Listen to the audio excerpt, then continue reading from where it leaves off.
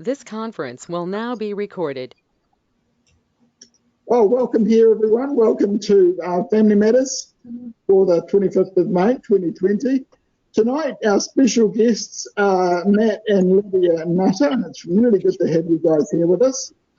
We're going to be talking about finances and debt. Now, Matt and Lydia have been running Kiwi Debt, a debt advice company. I think is that how you describe it? Yeah, debt management and insolvency. Yeah. Yep.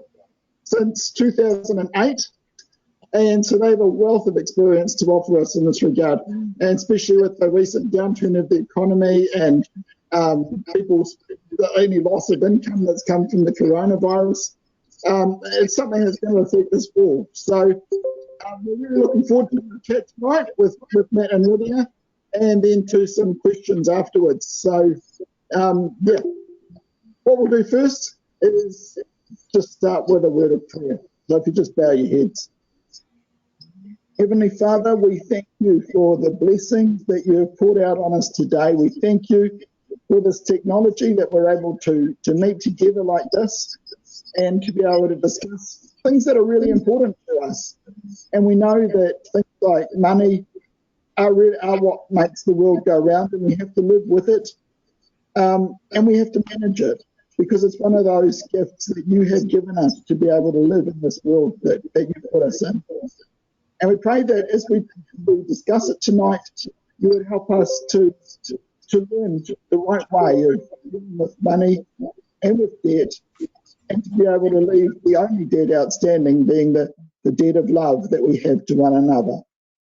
So pray that you would bless our evening together and guide us in the things that we say and do. Through Jesus Christ. Amen. Right, I thought we'd start tonight with a Bible quote, and this one is from 1 Timothy chapter 6. I think it's a really neat one as far as finances go, and it's 1 Timothy chapter 6, starting at verse 6, and it says this: "For godliness with contentment is great gain, for we brought nothing into the world, and we can take nothing out of it. But if we have food and clothing, we will be content with that." People who want to get rich fall into temptation and a trap, and into many foolish and harmful desires that plunge men into ruin and destruction. For the love of money is a root of all kinds of evil.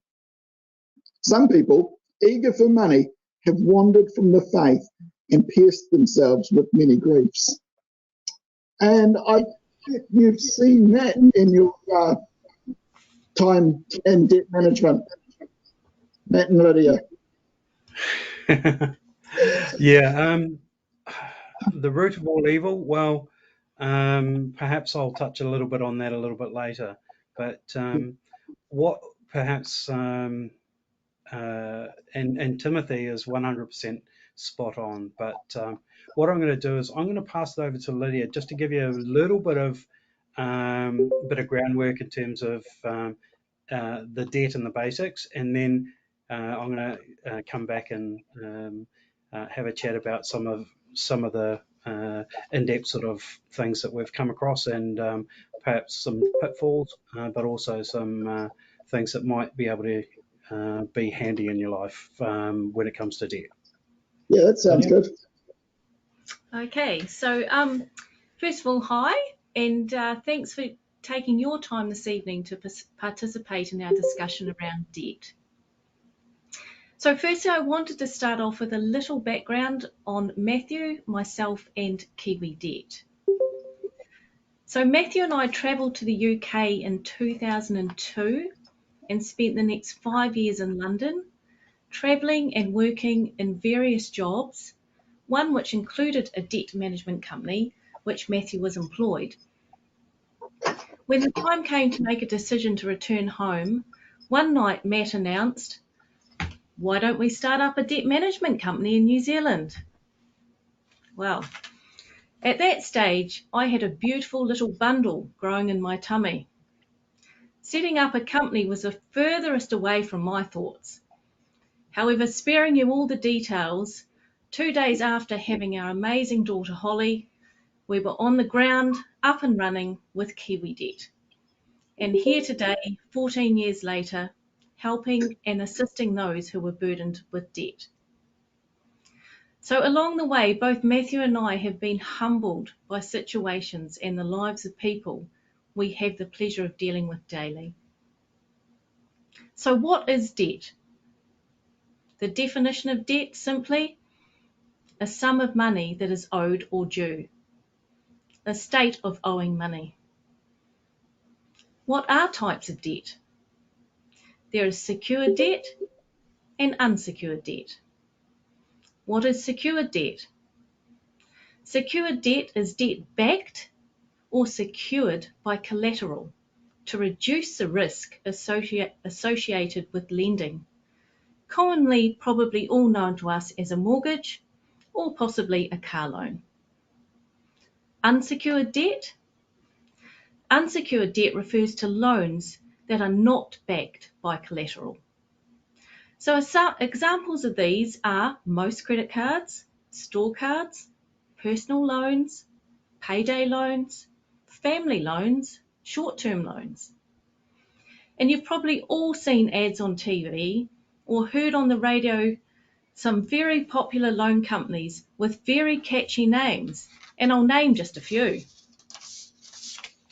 Save My Bacon, Can't Wait, Seed Cash, Quick Cash, Wallet Wizard, Moolah, Tiny Loans, Advance Cash, and the most recent one, Lockdown Loans. And there are so many more that you'd be familiar with. How can you get into debt? Well, firstly, I'd like to dispel the common thought or notion that people in debt have just been simply silly with money. This is not the case. It is for a very small percentage of people. However, this is not what we have experienced. We hear and listen daily that a huge event has happened in the lives of people that seem way beyond their control. So some examples of these are loss of job, reduction of income, loss of regular overtime, sickness of a family member or yourself, separation, divorce, gambling. In these events in the lives of people, it is very difficult to manage. All of a sudden, one income into the household has stopped or has to be split, or the main income is now not available. However, expenses still need to be accommodated for. So when you're in debt or know people or friends that are struggling with debt, for whatever reason, it is really important not to judge them and their situation. Those of us who have never been in a bad debt situation will find it hard to grasp or possibly even understand. As with many situations you could find yourself in, this is unknown to you unless you are experiencing this firsthand. When you are in debt, what effect does this have? We know from our dealings with our clients that debt has an immense impact in different ways. 1, breakdown of relationships, health issues, depression, anxiety, not coping day to day, violence in relationships, the feeling of being overwhelmed, just not seeing a way out, and helplessness, just to name a few. However, there is a way to rehabilitate your debt situation. So before I hand you over to Matthew, a little story to tell. So Dad and I were talking the other day, and he reminded me of a story which I will share with you tonight. Now, this is going back some time when both my sister and I were living at home, attending primary school, so way before my hair went grey. Just like any other day, Dad comes home from work. However, this night, he received a call to attend an unexpected, urgent AB's meeting that evening. After having dinner with the family, He excused himself and was getting ready to attend the meeting. Judy, my mum, explained to Winton, "Winton, the car is really low on petrol. In fact, nearly empty. All we have is 50 cents. Dad said to Judy, "Good, Judy, at least we've got 50 cents. I will stop to get petrol on the way," and he did, not knowing whether he would reach his destination or even make it to the meeting at all. However, I can tell you he made it to and from the meeting, and as the old saying goes, on the smell of an oily rag. Now, I tell you this story as I know my dad really well. He would have entered the meeting as though nothing was amiss, without anyone knowing of his situation at the current time that he was experiencing, and all looked well on the outside. So we can fall into this trap as well by assuming all looks good on the outside as we paint a picture of our friends, our work colleagues, our brothers and sisters, thinking their life must be so much easier than mine. They don't have to be worrying about how I'm going to pay the bills, how am I going to afford food, how am I going to pay the power account. However, no one knows each person's individual circumstances when it comes to debt. So with debt, it can be a really embarrassing subject to broach. However, opening up and talking about it is the first step in making the path to debt rehabilitation to achieve a goal. So I'd like to just put you over to Matt, who will talk a lot more into the depth about debt and anything that you might like to know from him and myself. Thank you. Thank you, Lydia. Thanks, Lydia. Yeah, that's really cool.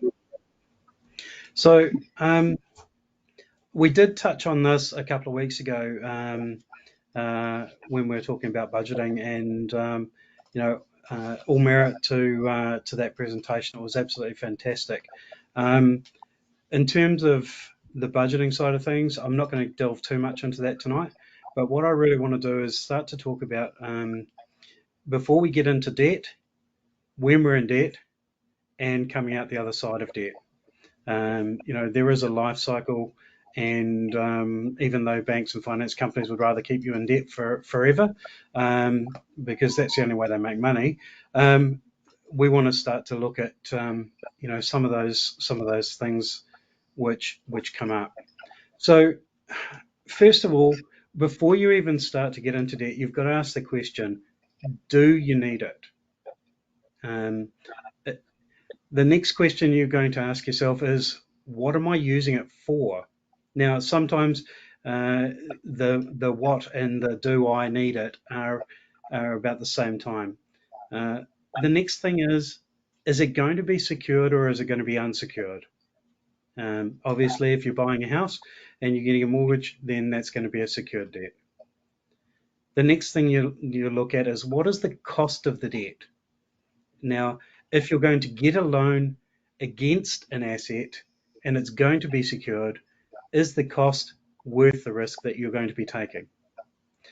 The next question is, if it is secured, can I afford to lose it?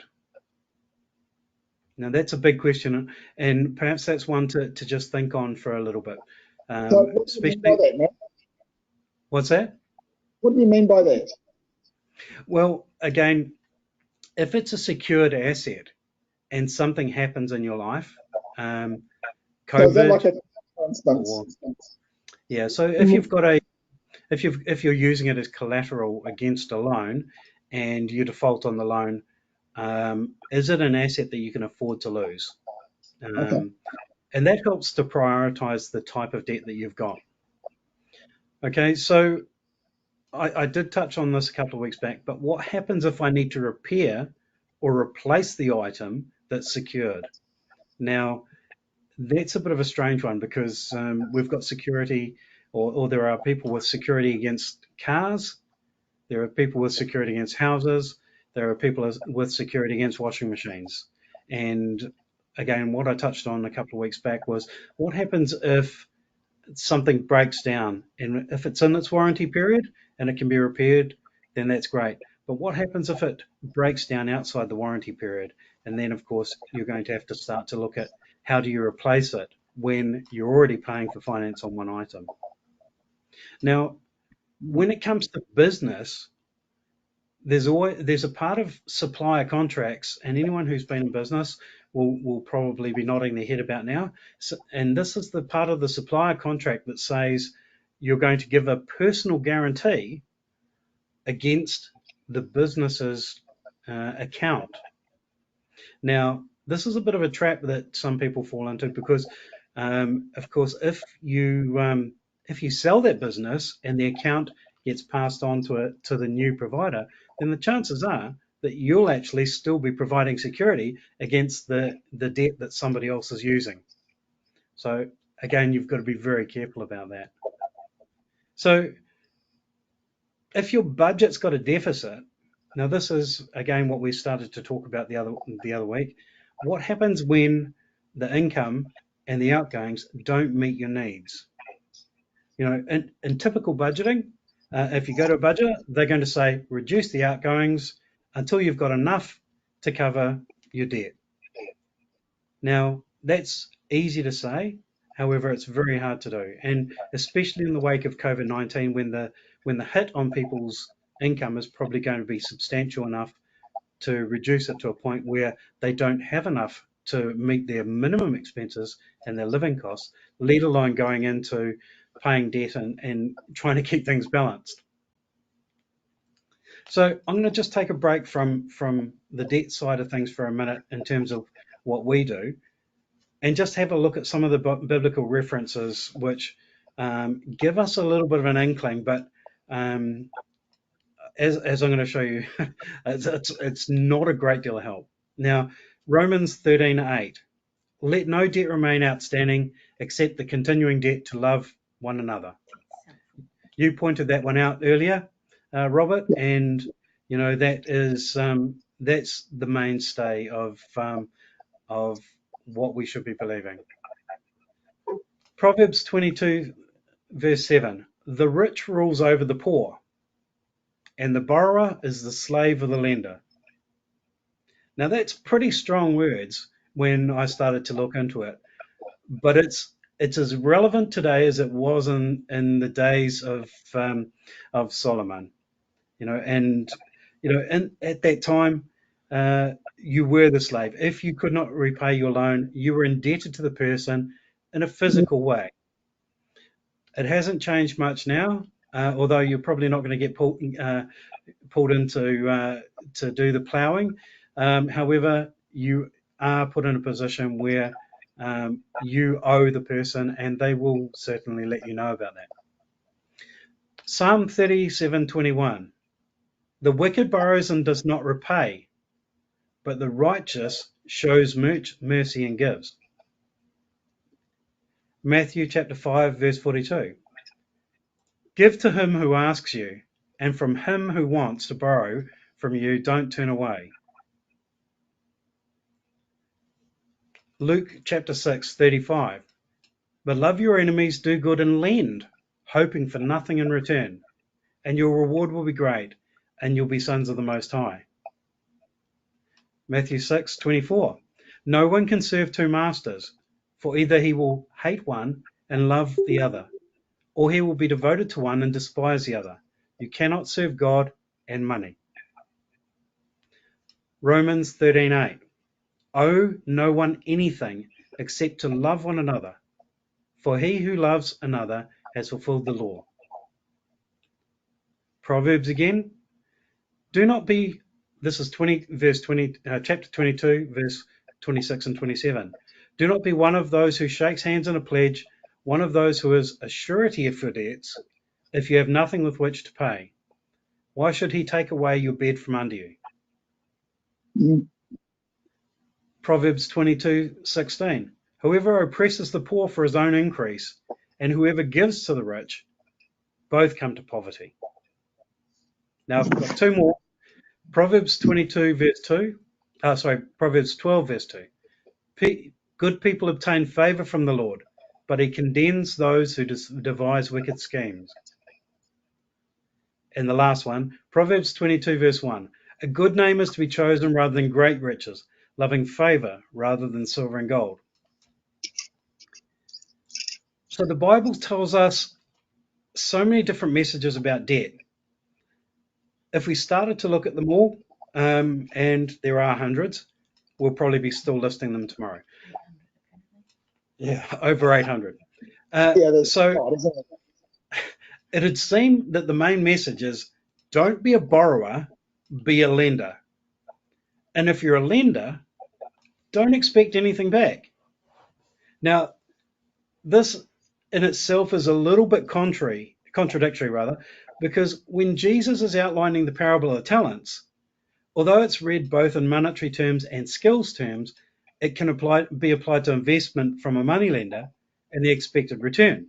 So is it the Jews were so hung up on money, he was just trying to relate to the audience that he was preaching to? Hard to say. In terms of what I'll refer to as a biblical paradox, he was trying to relate, I think, to the audience he was preaching to. The problem is, in our society, there are few lenders and there are a lot of borrowers. So how can we balance what's physical and spiritual? Well, I don't have the answer to that one, and that is an individual question. The only thing I can do is tell you that each time you borrow, there is a cost to it. The Bible refers to it as usury, and that's the price for borrowing, which we're paying to the lender. We call it interest. However, with the changing times and the amount of greed that there is out there, control breeds wickedness. In recent times, when people get behind in their payments, even by a little bit, they are hammered with default costs and punitive fees. So it's adding insult to injury in a lot of cases. Lydia did a great job in outlining what debt is at the start of the conversation. So let's widen that net a little bit further. So debt we're talking about is in a monetary term. We know that there's the debt of a favour, where you can make a pledge to someone to repay by your assistance something that they did for you. And I think we discussed that a couple of weeks ago, that we don't want to owe anyone for services. But again, we're focusing on financial debt. So let's just break down a little bit more detail about these debts. So we've got a mortgage. Okay, you get a house, you get a loan. The loan's secured against the house. That's a priority. A car loan, the car breaks down and the wheels fall off, whatever. You get a loan to buy a car. It's secured against the car. Easy. Lydia's talked about credit cards and cash loans, and also borrowing from a friend. But that's not all. I'm sure, and we'll talk about this later, who's got a mobile phone that's on a contract? Each month you have to pay a fee. Now, the services have been provided. Now you have a debt to that company. What about a power account? Usually you get power account the month after it's been paid. You've got a debt. People who are paying rent.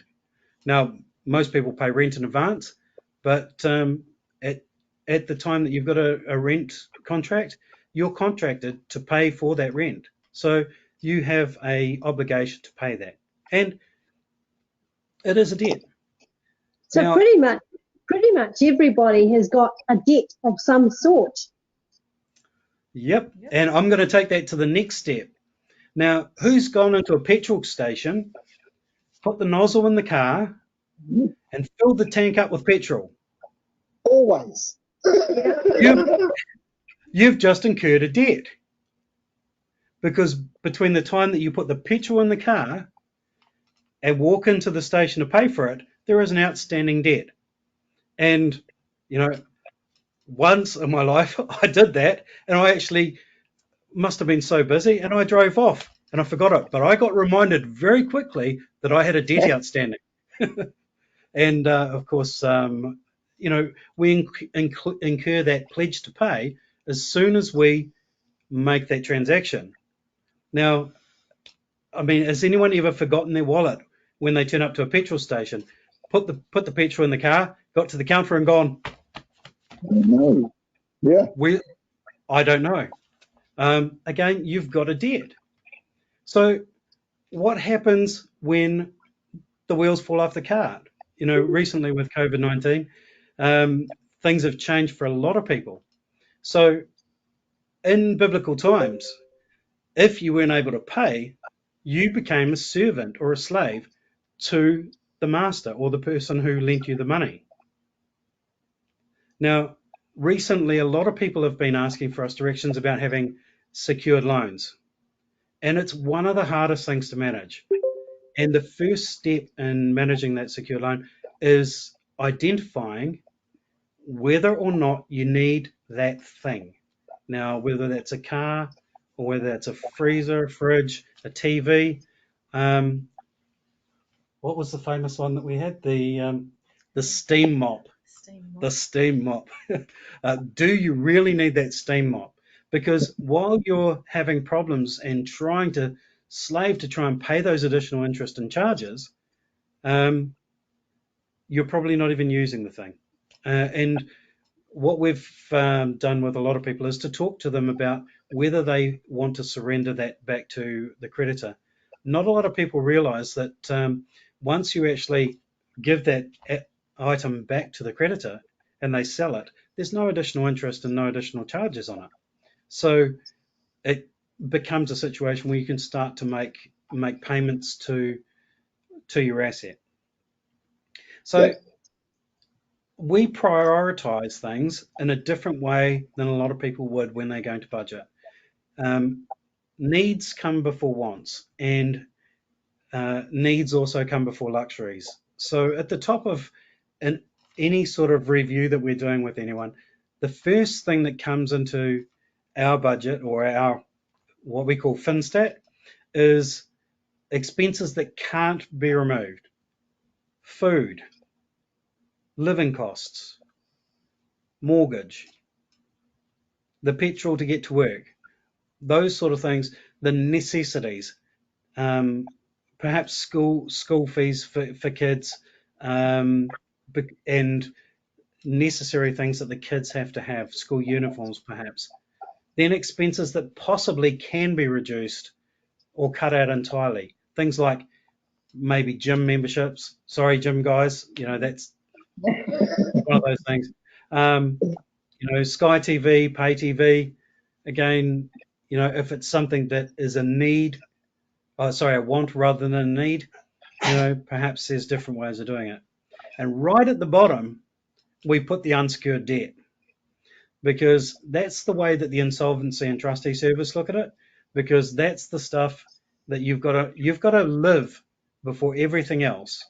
And if you're not able to live, then there's no point in even having debt at all. And there are ways to write things off. Now, again, if you look back at those biblical references we saw, one of those was Psalm 37:21. The wicked borrows and does not repay, but the righteous shows mercy and gives. Now, in our society that we're in at the moment,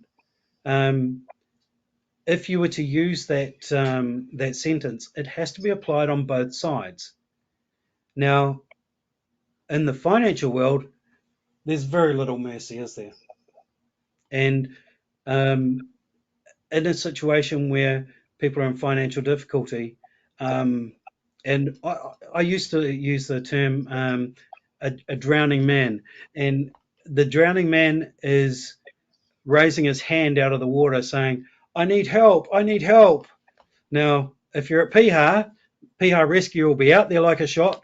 They'll be bringing out their rubber duckies and they'll be diving in and saving you. But in the debt world, when you raise your hand, for some reason they want to throw you a brick. and again, the implication from a religious point of view or from a scriptural point of view is there are two sides to the equation. Now, again, if you're a lender, from a scriptural point of view, you lend not expecting a return. If it comes back, then you're blessed. If it doesn't come back, then you're forgiving, and therefore you're blessed. In a situation where we apply the world's logic, it's to put as much pressure on you as possible, and there is no forgiveness.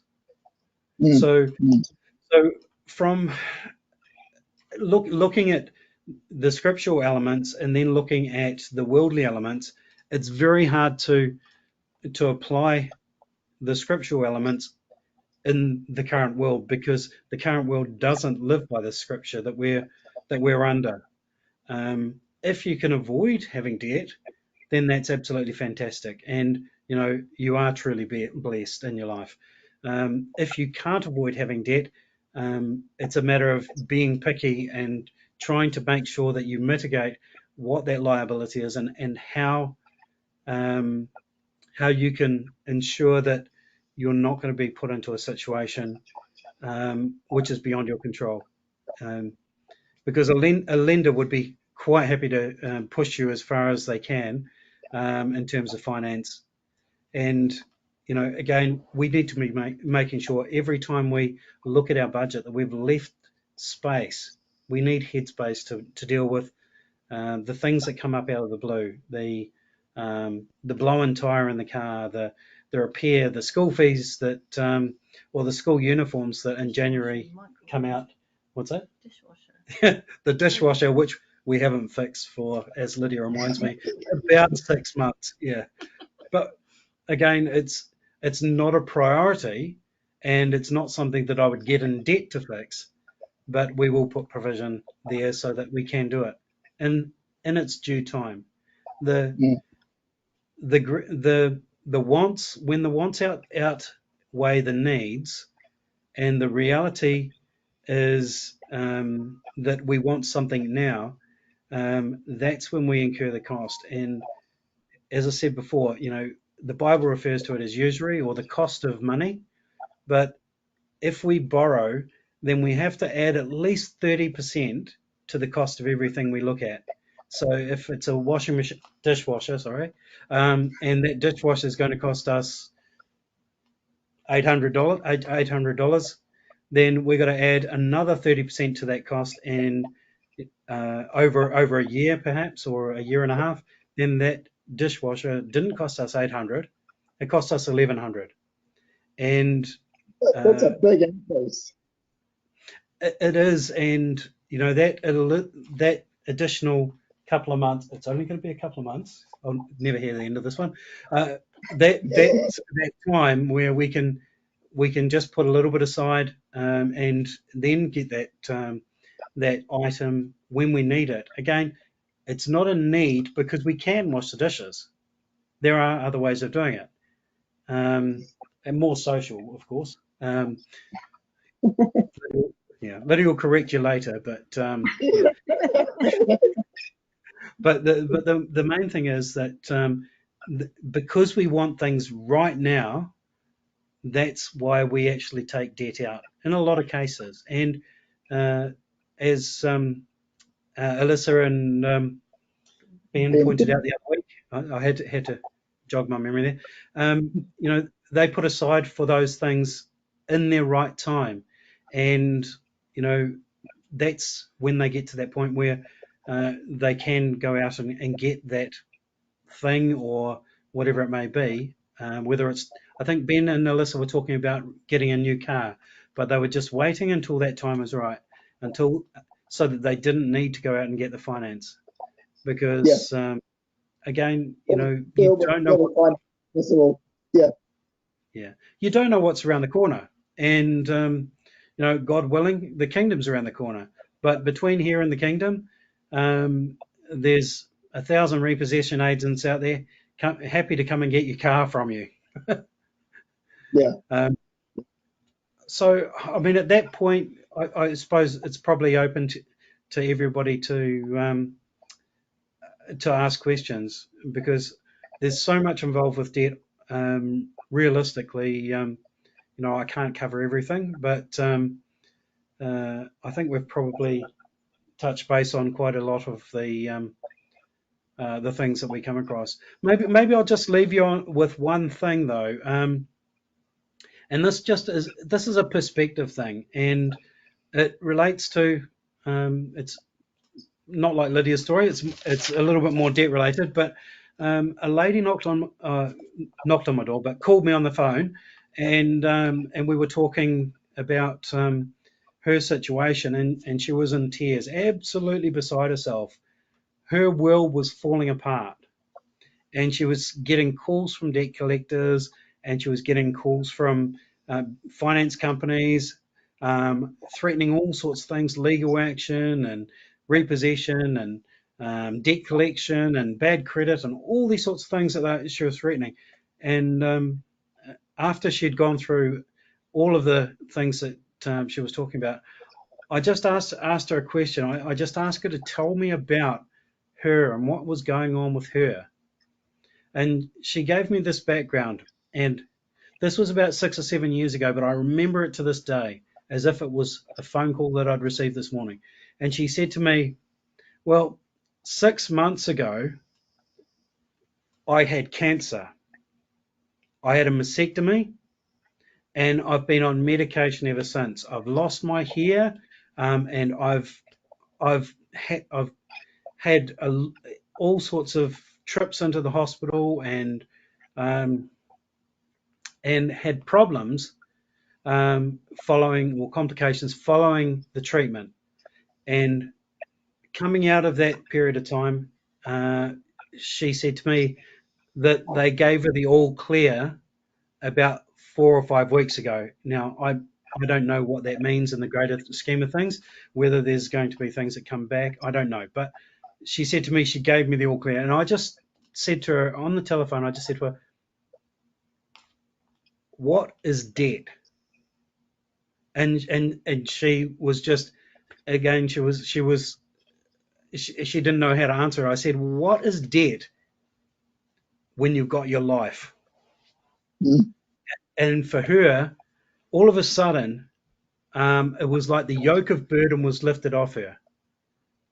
For her, the debt burden is nothing compared to what she had been through. And there are ways of writing that debt off. And a lot of places, even Inland Revenue, have got ways where they can actually look at it and go, well, we're not going to get any more money. The situation is what it is. Let's just call it what it is and draw a line under it, and everybody can move on and live their life. And that was the best case scenario. And she called me a few months later and said, do you know, that was the biggest thing that anyone has ever said to me, because nobody had ever said to me that it's only money. And only the rich pursue money. We look for money to support ourselves. We don't look for money to become rich. Yep. And certainly not at the expense of a woman who was about 63, I think she was. Nobody would wish that on anyone. So, not at the life. No, not at all. Yeah. So, no, that's an excellent story. Thank you. Thank you for that. Both of you. That's been really interesting. Do you have another couple of questions? What do you think is the best way to broach financial questions with friends or brothers and sisters or whatever without causing offence? Is there a way to bring the conversation? If you think someone might be struggling a bit and you sort of like want to help out or whatever, how do you bring that up? Well, it's a really, really awkward subject, because there's a couple of subjects that nobody really wants to talk about. Nobody wants to talk about gambling. They don't want to talk about sex, and they certainly don't want to talk about debt. So to bring it up to somebody, first of all, I think you've got to be non-judgmental. What would you have to add? Yeah, Robert, I think that is sort of touched on it, it is very difficult because I don't think people, hopefully they don't think they're being judged and you are asking them genuinely if they're okay. However, I guess as an example, we do have clients on board where the husband and wife do not know of the situation. So we are dealing with one of the parties, and through privacy and confidentiality, we are not able to talk to that other party. However, sometimes I think maybe a person away, someone that's not so familiar to people, to open up is an avenue. Yep.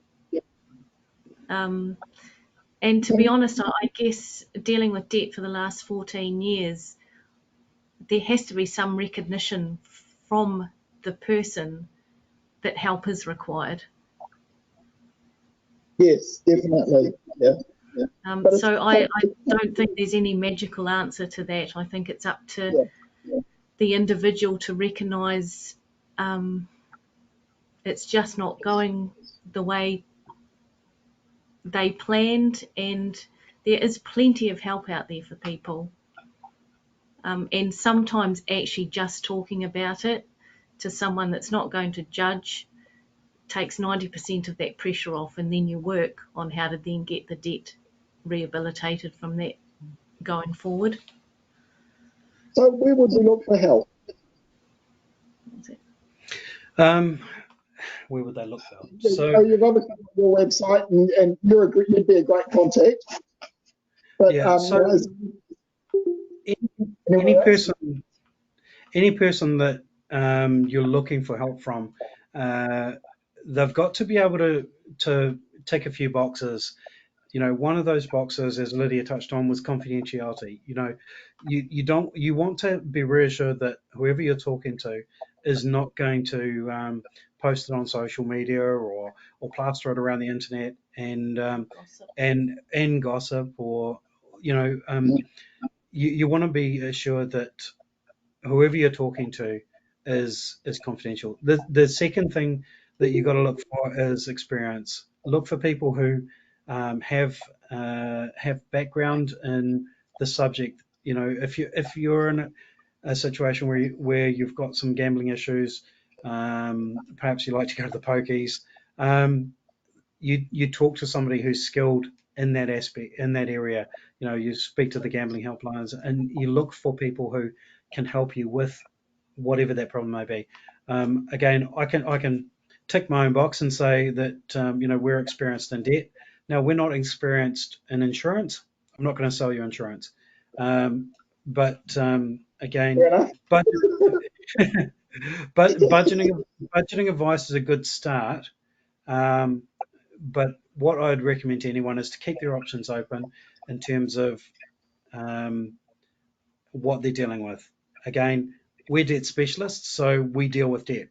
We don't do budgets for people on a day-to-day basis. And there are budgeting organisations for that.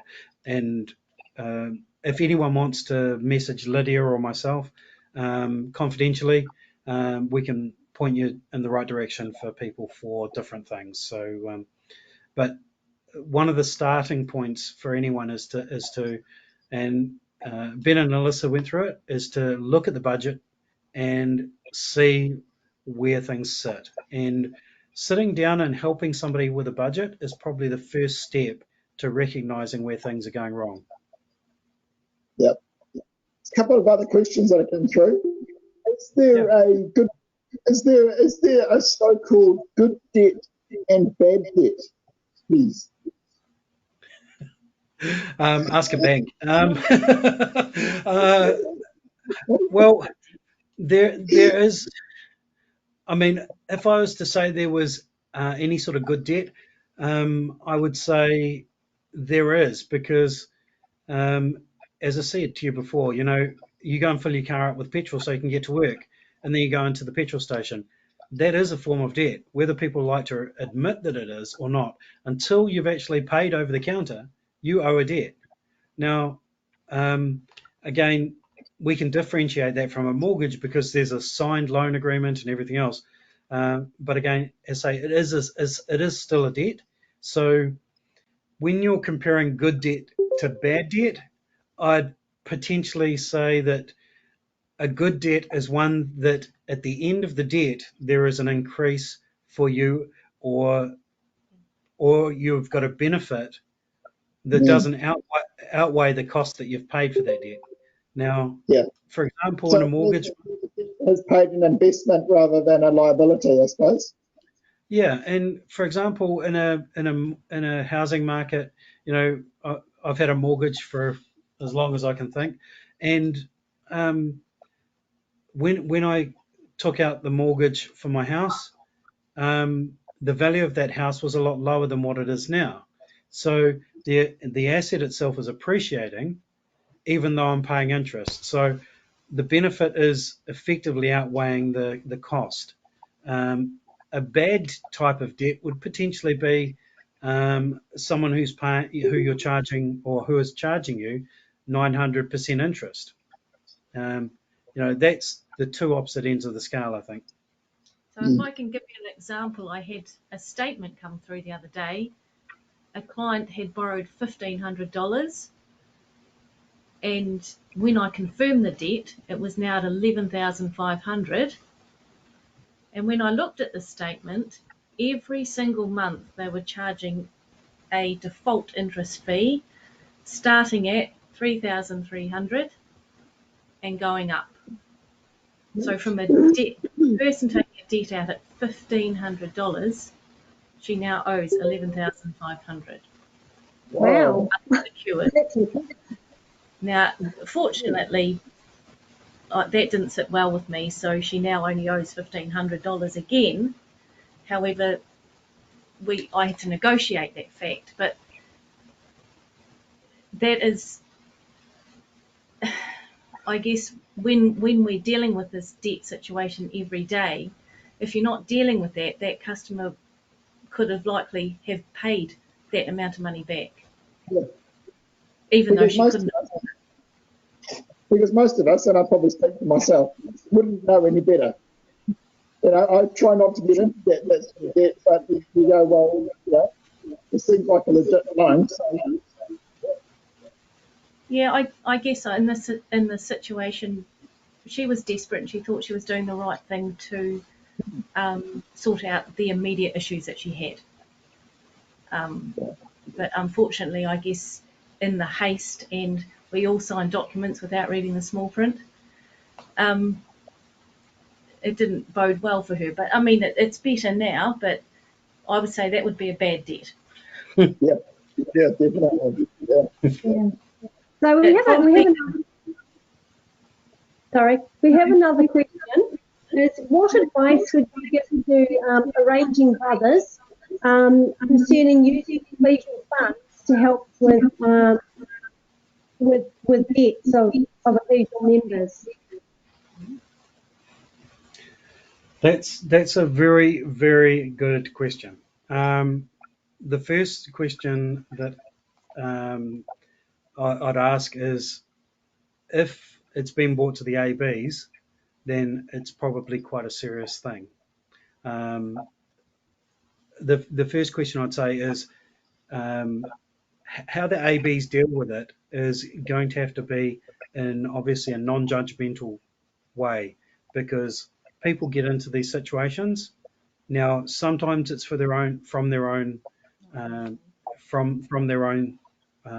use, but in a lot of cases, it's because things have gone sideways, and there's been, COVID-19 has been one thing that has just thrown everybody's world upside down, and in the financial world, I think that's probably going to be about 3 or 4 months before we see that come through.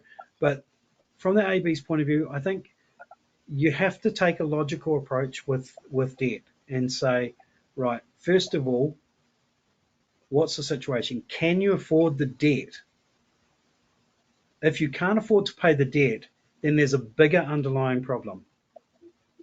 And rather than solving the debt problem, you need to find the root cause of that problem. Because if it is a situation where something's happened and there's been a medical thing and they've needed to pay and they've come to the ABs for assistance, then again, scripturally, if they come to the ABs for assistance, should the ABs be turning them down? What I read tonight, it says if a brother comes to you for a loan, do you turn them down? You don't. To the same token, again, you know, through debt and through business, what we try to do is use the approach of the fish. You know, give a man a fish, feed him for a day. Teach a man to fish, you feed him for a lifetime. So that's where we try and help people to help themselves as well. Again, there are going to be times where the ABs are going to be asked for money, and you know, people honestly need help, and you know, that help should be there for them, because the last thing you want them to do is go and take a payday loan, and then they come back to the ABs and say, instead of needing to borrow $1,000 or needing to get $1,000 of assistance, they need $10,000 worth of assistance. So, and there are a number of organisations who can help at different levels through that. I think probably, you know, again, I can put myself out there that if the ABs have got any questions, they can always direct them to me, and I can share a world of knowledge with them to help them in their decision making, because there are places that give no interest loans if they're up to a certain value to help people through rough times. I've just heard today that if people have lost their job, they can apply for income assistance, and they'll get up to $495 a week. So there's things that are happening out in the community to help people. It just may mean that if they've come to the ABs, that they may be able to get help, but maybe just not enough at not the right time. Yep. Can I share your contact details in our next Family Matters newsletter? Yeah, definitely. Yep, that'd be great. Thanks for that. So we'll do that in our next Family Matters newsletter. So we'll have your contact details, we'll put your website in, and then people will get in touch with you if they have any extra questions they don't want to share tonight, or if they're having problems, maybe come and see you. Yep, yeah. And again, anyone who makes a call, it's completely confidential. You know, yeah, that's good. If there's husbands and wife on tonight, and you're sitting next to your husband and saying, "Well, I've got this debt, but I'm a bit scared to tell my husband," you know, maybe it's something that we can talk about. And you know, first and foremost, if we had one piece of advice to give to husbands and wife, it's just be open and honest with each other, because together you're much stronger in dealing with matters when it comes to finance. If you're hiding things, you know, yeah, it may be a bit painful cracking that egg, but you know, once you've actually laid the cards on the table, it's much easier for you both to deal with it. However, as I say, if confidentiality is required, then confidentiality is what people receive. Oh, thank you so much, both of you. It's been really interesting, really informative, really encouraging. I'm sure for those who are struggling at the moment, and you know, maybe for those who are listening now, but like are looking forward in those 2 or 3 months' time where things are going to get difficult. It's really good to know a little bit about where to turn, what to do. So thanks, and what the Bible says about it. It's been really great. So thank you very much. Next week on Family Matters, we have a 2-part series. Part 1 is depression, severe depression. Part one had Dan and Gina Woodcock. And then on the 8th of June, we had part two of that. Dan and Gina are a really interesting couple. Dan has been through some severe depression and spent years in that dark hole. And he's willing to share his story with us. And Gina's going to tell us how she came through that and coped with all those years in their marriage and how they kept it all together.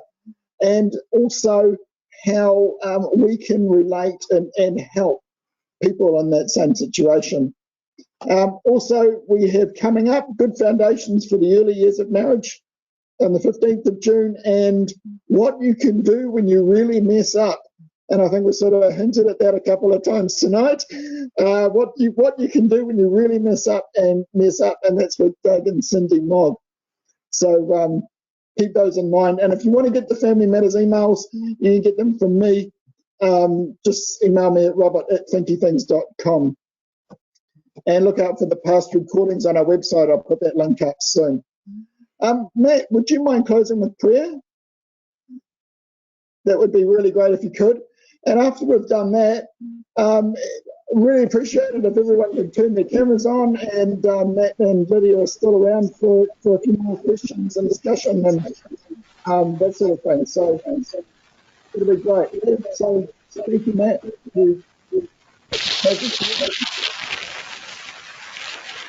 Lord, we thank you for this time that we can meet together to reflect upon your word and how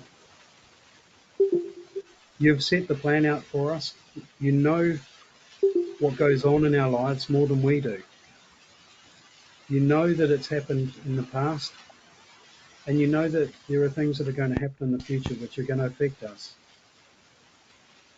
Lord, we'd ask that as we go into the coming week, that we reflect upon what you've given us to help us set and walk that path that leads to your kingdom.